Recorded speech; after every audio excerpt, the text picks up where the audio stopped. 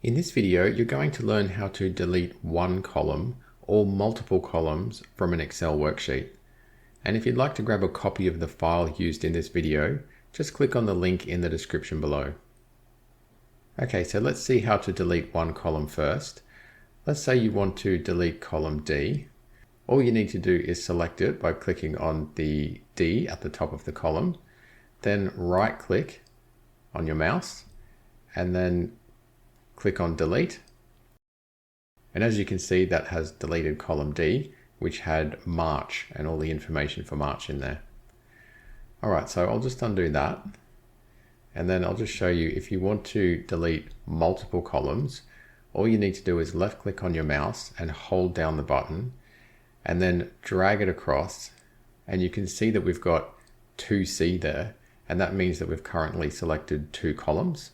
If I drag it across another one, that's now 3C for 3 columns, and then 4C for 4 columns.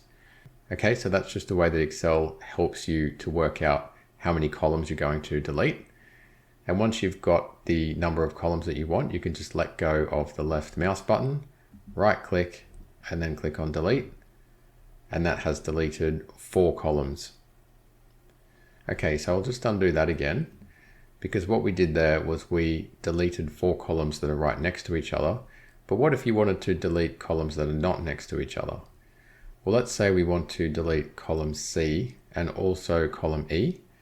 So you just left click on C like I just did, then hold down the control key on your keyboard and then left click on column E, let go of the control key, right click on the mouse and then select delete.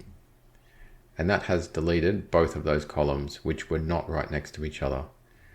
Okay, so let's just do that one more time. I'll just undo that, but we'll select a few other columns. So I'll just left click on column B, hold down control, left click on D, drag it across a few columns, and then come over here and select another column, let go of control, right click, delete. And we deleted a whole bunch of columns there that were not right next to each other. Okay, so I'll just undo that. And now you know how to delete one column and you know how to delete a couple of columns that are next to each other and also more than one column when they're not next to each other by holding down the control key.